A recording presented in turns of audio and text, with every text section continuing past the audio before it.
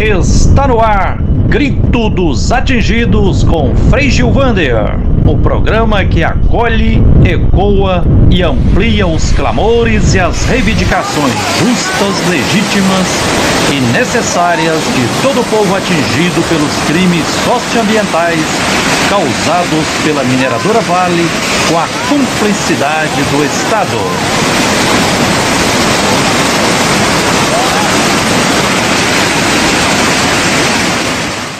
Hoje é dia 27 de novembro de 2020, eu sou Frei Gilvander Luiz Moreira, da Comissão Pastoral da Terra e também do Centro Ecumênico de Estudos Bíblicos, e hoje tenho a alegria e a responsabilidade de entrevistar Fernanda Perdigão, que é uma das milhares de pessoas atingidas fortemente pelo crime e tragédia da mineradora Vale com a cumplicidade do Estado. Fernanda, obrigado pela sua atenção, se apresente como é que está a luta dos atingidos e atingidas no Vale do Paraupeba, essa luta justa, necessária.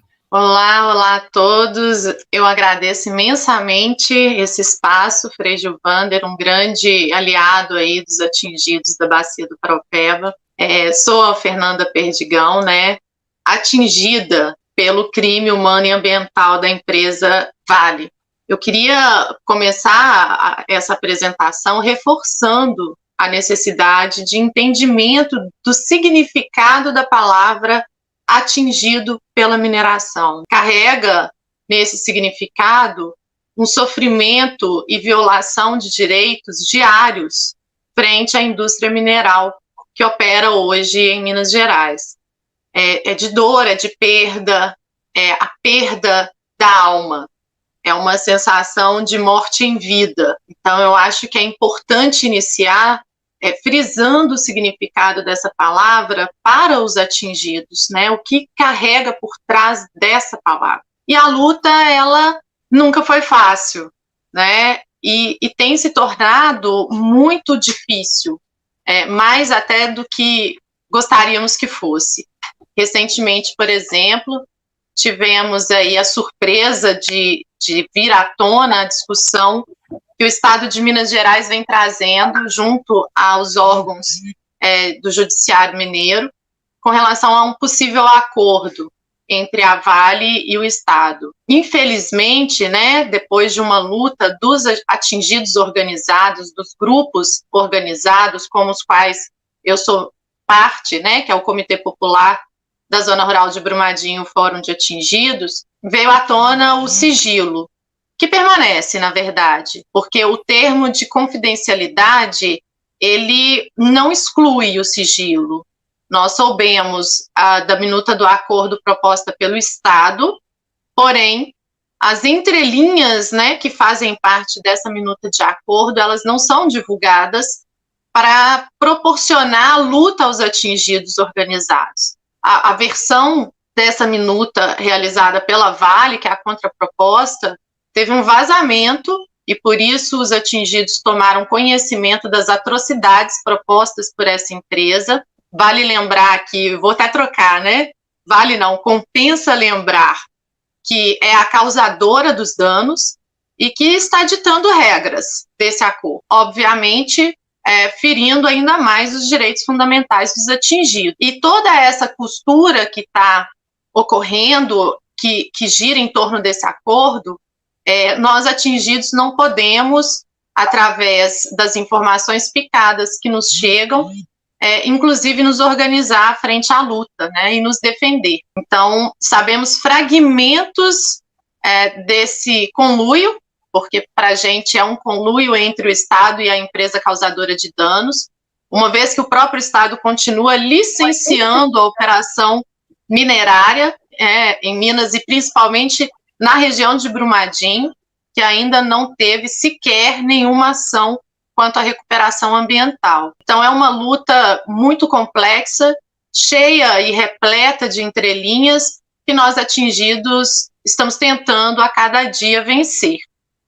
Esse acordo, possível acordo, ele, aos nossos olhos, não atende às demandas de reparação dos danos, atende, sim, uma proposta do governo estadual de Minas Gerais de construção, de elaboração de obras, né, mas que não leva em consideração em nenhum momento os atingidos como sujeitos dos direitos que se prescreve na Constituição Federal e inclusive na legislação ambiental sobre reparação integral de danos. Então, a gente está silenciado, né, inclusive pelas grandes mídias, para estar falando a respeito disso de forma tão aberta. Temos grandes aliados, nós temos figuras do judiciário que defendem a bandeira dos atingidos, e aqui até aproveito para fazer os agradecimentos.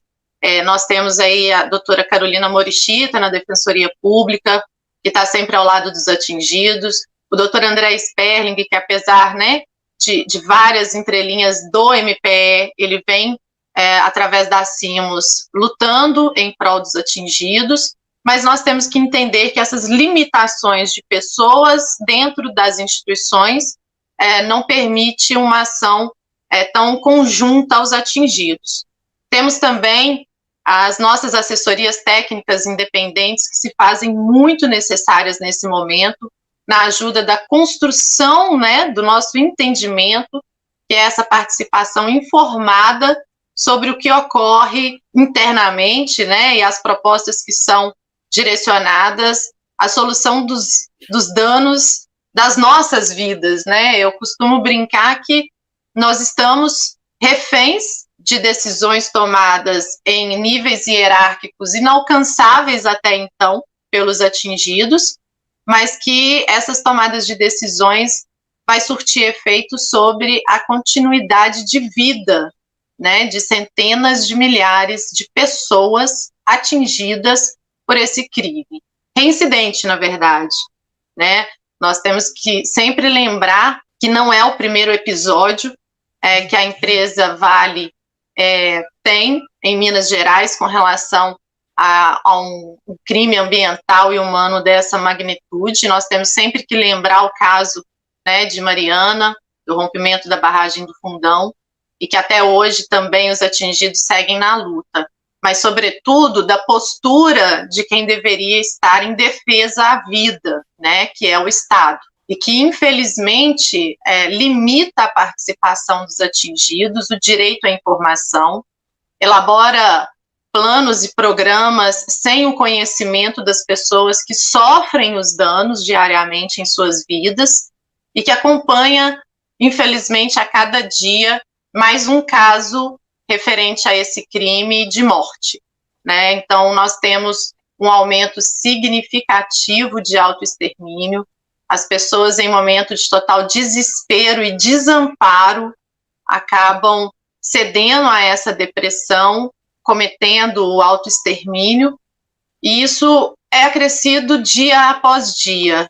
Então, o crime ele está em andamento e está sendo negociado como em um leilão, quem dá mais pelos direitos dos atingidos, pelo direito à vida. Fernanda, infelizmente, a mineradora Vale, com a cumplicidade do Estado de Minas Gerais, continua fazendo guerra. É guerra mesmo. Guerra contra os povos, guerra contra a Mãe Terra, guerra contra a Irmã Água, guerra contra os biomas, e de uma forma muito covarde, continua reproduzindo, até ampliando esse crime. Nesse eventual acordo que está aí na iminência de ser celebrado, lembrando que no próximo dia 9 de dezembro agora já tem uma reunião agendada, mais uma, né, no Tribunal de Justiça, e poderá desaguar na conclusão desse acordo que, como você disse muito bem, ele continua na prática sob sigilo, porque diz que abriram o sigilo, mas manteve o caráter de confidencialidade.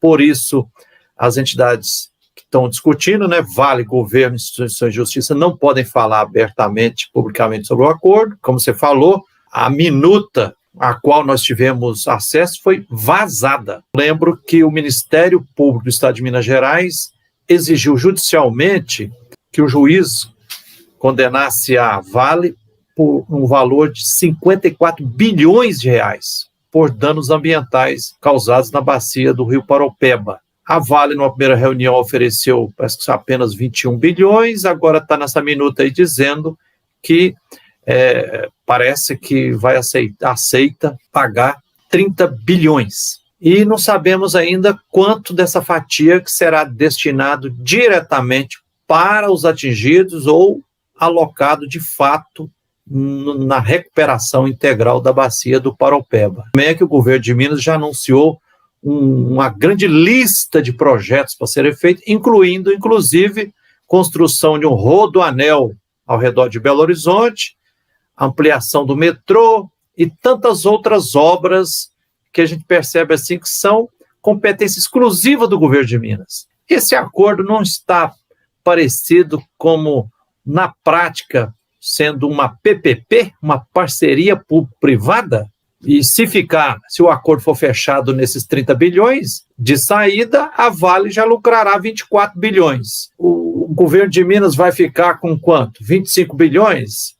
E para aplicar nas obras do seu interesse? É justo, né, se fazer rodoanel, se ampliar metrô em cima da dor e dos direitos dos atingidos? Frei Gilvander, antes eu quero até fazer uma observação, né, desses bilhões que estão rodando aí como proposta do acordo. A base utilizada para se chegar nesses 54 bilhões de valores a serem acordados, eles não levam em consideração as perdas ambientais humanas ocorridas na bacia. Ele está baseado na perda de arrecadação do Estado de Minas Gerais, PIB, e perda de empregos. Então, eu me pergunto, na verdade, sobretudo, como se conduzir um acordo baseado na perda de arrecadação do Estado, sem considerar as perdas socioambientais de toda essa bacia do Paraopeba. E mais, como o senhor bem disse, a proposta do Estado, né, do governo de Minas Gerais, é fazer a utilização desses recursos para obras que são obrigações públicas, deixando transparente que os interesses privados estão sobressaindo aos interesses coletivos. Foi criado um comitê gestor pró-Brumadinho pelo Estado para fazer a gestão e o direcionamento, né, das ações de recuperação da bacia do Paraopeba. Mas, como vamos discutir a recuperação socioeconômica e ambiental de 5 municípios, a princípio, atingidos pelo crime da Vale, sem mensurar, sem ter uma análise dos danos, sem ter uma matriz de danos, e calcular um acordo baseado simplesmente em perda de arrecadação? Existem vidas humanas em toda a bacia.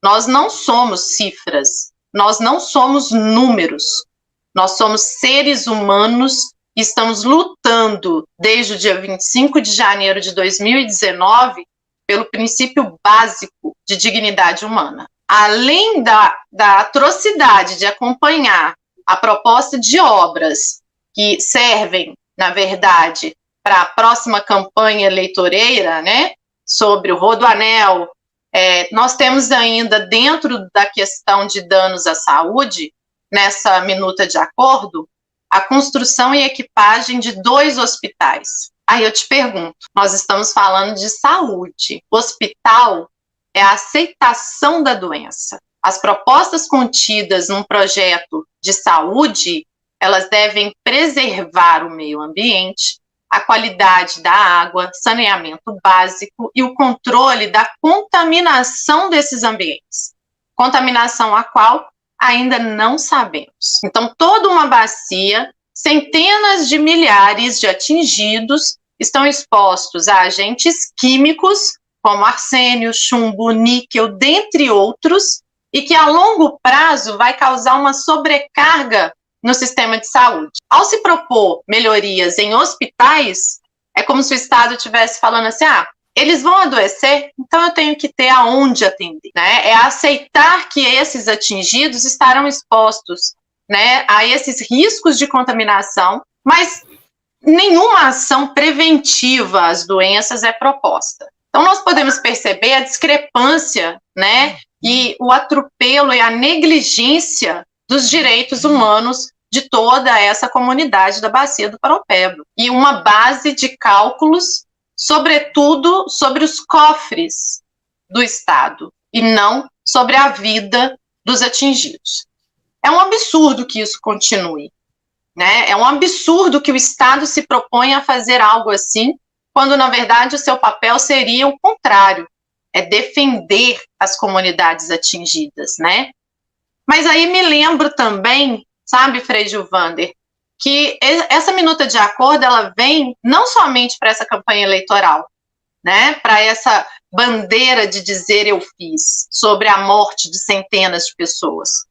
Ela vem também demonstrar a fragilidade e a incompetência dos órgãos públicos que não foram capazes de fiscalizar e acabaram cedendo licenciamentos para acontecer esse genocídio.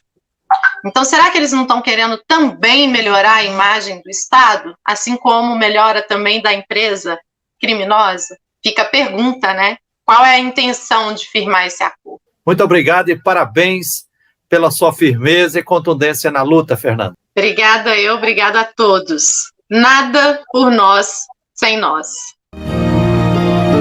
Em busca de minerais, toneladas de minerais,